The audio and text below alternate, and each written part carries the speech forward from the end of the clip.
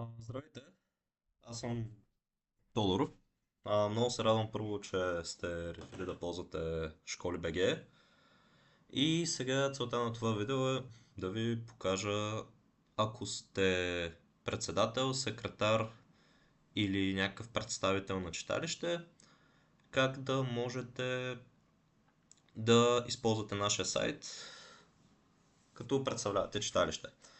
Така, първо трябва да си направите регистрация от ето този бутон. Тук си правите регистрация на вашия си личен профил.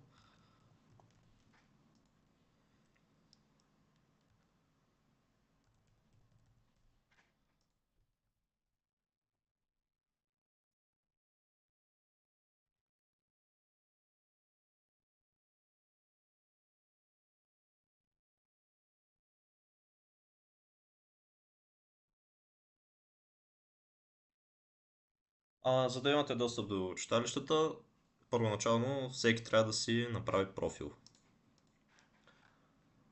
Цъкаме създай профил, изчакваме и ето това е вашата страница на профила. Петър Петров, потребител. За да станете администратор на читалище, скролвате по-надолу и ето тук на действия по акаунта цъкате на заяви права за читалище. Така, от тук, от това меню, заявявате права за читалище и после, ако всичко мине успешно, ще станете администратор на това читалище. Така, тук можем, от тук пишем името. Аз сега съм харесал едно читалище, Димитър Букоев от Пловдив. Когато почнете да пишете, тук ви излизат предложения. И сега цъкаме изпрати имейл за потвърждение. Сега много е важно да имате достъп до имейла, който е сложен на читалището в Националния регистър на народните читалища, понеже трябва да сме сигурни, че правилният човек иска достъпът. Тук се избираме градчето и цъкаме изпрати имейл. И сега се изпраща имейла. Ето тук ви пише до кой адрес е пратен имейлът. Това в момента е моят личен адрес. Сложил съм го с цел, за да мога да ви покажа. Но по принцип се изпраща до адресът на читалището, който е в Националния регистър на народните читалища. Сега да ви покажа как изглежда имейла.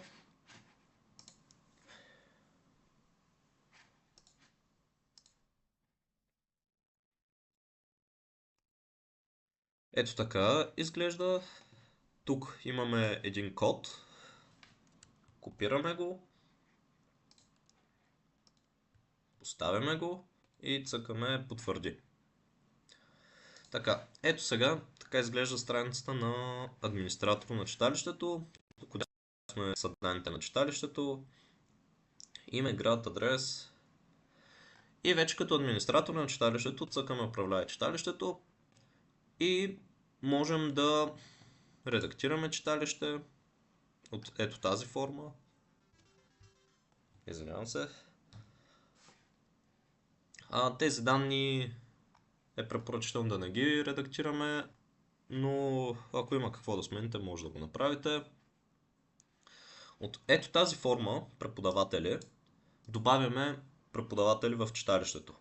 Тук отдолу излизат текущите преподаватели, в момента няма, но сега ще добавим. Така, за да добавим преподавател, трябва просто да напишем имейлът на преподавателят. В този случай ще поканим ето този имейл. И ето тук изписва няма съществуващ потребител с този имейл и ще изпратим покана. Сега цъкаме да се добави преподавателя и изпраща се имейл на въпросния адрес, в който се кани преподавателя да се присъедини към платформата. Сега, нека видим имейла. Здравейте, вие сте поканени да се присъедините към Димитър Благоев, град Пловдив. И тук трябва вече да си създадем акаунт. с въпросния имейл, който сме подали във формата. Но ако потребителя вече се е регистрирал, той автоматично ще стане преподавател. Така, тук а, нека се регистрирам с въпросния имейл и да видим, че вече ще съм преподавател.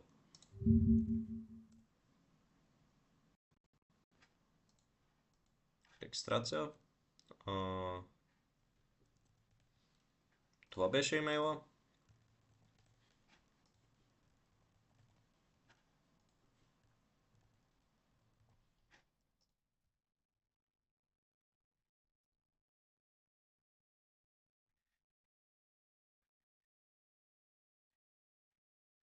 Цъкаме създай профил. И както виждате, препращане на страницата, пише, че сме потребител. И тук пише моите читалища, читалища, в които сме преподавател.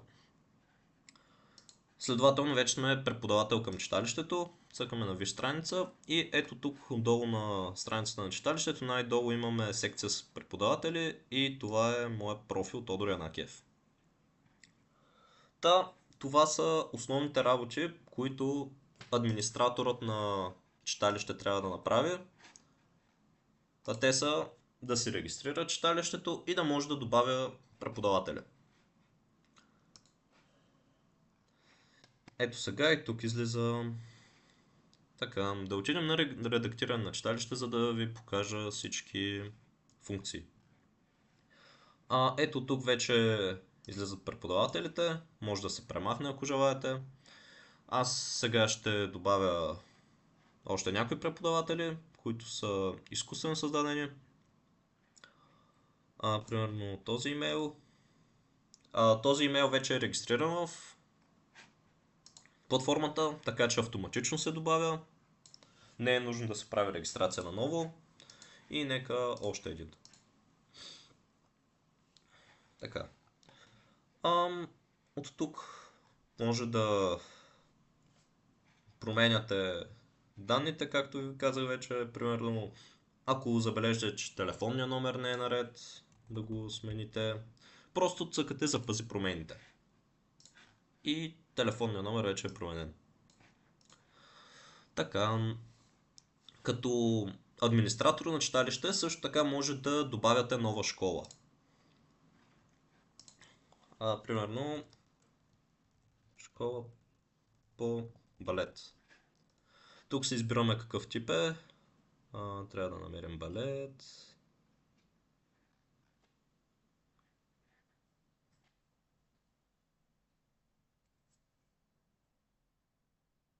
Ето тук. И да кажем, че е примерно за деца и тинейджери. Тук имаме описание. И има цена на урок. Да кажем 20 лева. Ето това тикче казваме дали се провежда в читалището или е извън читалището, защото има някои школи, които са извън читалищата, но тази в този случай ще е в читалището. Ако школата има някакви постижения, можем да ги въведем тук. Ако има вебсайт или фейсбук страница, могат да се сложат. Тук е графикът на уроците. От тук добавяме урокът и тук си избираме дали се повтаря на седмична или месечна база. Да кажем, ще има урок всеки вторник от колко часа? От 17:30. Всеки вторник от 17:30 по 120 минути. Така, вече това е добавено. И тук имаме специални случаи. Специалните случаи са изключения от нормалния график, като например, ако има някакъв празник и няма да има урок, или пък ако ще има допълнителен урок поради някаква причина. Сега на добави специален случай, избираме си ден от календара, да кажем 19 февруари, причина, преподавателят го няма.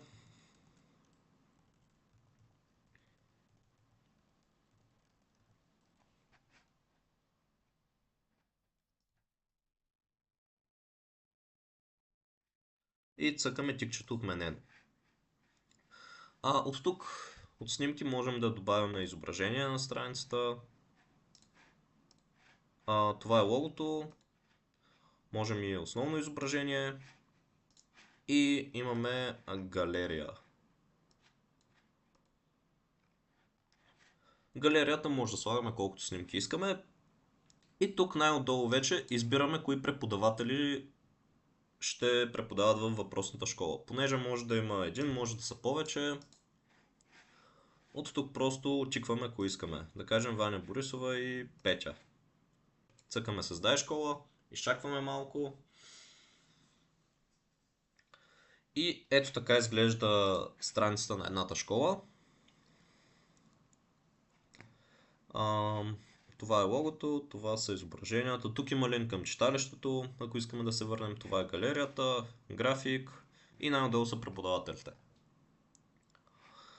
Също така администраторът може да редактира школата. Примерно ще сложим малки деца вместо тинейджери. Ще го направим 25 лева. Могат да се сменят снимките.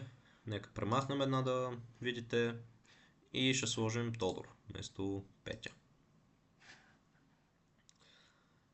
Добре. Ето сега. Това е моят профил. Ще ви покажа после как да работим като... как се ползва приложението като преподавател. И нека се върнем към читалището. Тук излизат школите. И горе-долу това са функциите на администраторът на читалището. От тук за бърз достъп може да се стигне до читалището и до профилът. Така, сега приключваме с функциите на администратора. Нека да покажем и как изглежда при преподавателя на школа. Горе-долу аз показвам. Което го може преподавателя, го може администратора, но нека покажем. Сега, излизаме. И аз с кой имейл се регистрирах, с ето този. Влизаме. И ето тук излизат школите, в които преподавам. И читалищата, в които преподавам. За сега това е едно. Като цъкнем тук, идваме в страницата на школата. Ето това е моят текущия профил. Ако искаме, можем да редактираме школата, да сложим някакво различно описание. Можем да премахнем този урок, ако искаме, и да добавим друг. Примерно всяка събота от 11:50 за 120 минути отново. И цъкаме за безпромените. Така, да, преподавателят може да редактира текущите си школи. Също така, преподавателят може да се добавя школа, ако иска, когато добавим към читалището. Ето така, както администратор добавя школа по плетене някъде. Тук някъде имаше плетене. Да, ето. За който желая като цяло. Айде без деца, малки. Цената някъде е 30 лева. Може да сложи вебсайт и Facebook, ако искаме, добавят се уроци. Нека го сложим месечно, всеки 5 ден от месеца. Ако има такива. Има го като опция за по 60 минути и още един урок да е. Всеки петък. Петък е от 14:45 за по 75 минути. Специални случаи, нека сложим един. Събота ще сложим един бонус урок. Нека сложим някакъв файл за изображение, за да видите. Тук много е важно преподавателят, когато добавя школа, да избере кои преподаватели са в школата, защото да не стане школата без преподаватели. Много е важно. Цъкаме създай школа, да, описание е задължително. Цъкаме създай школа. И школата е създадена успешно. Ето така. Всеки 5 ден от месеца, 9:30, 60 минути, всеки петък, от толкова часа. Да, в цяло е това. И да, това са основните функционалности за сега. Най-важните ги показах. И да, благодаря, че ползвате Школи БГ. Довиждане.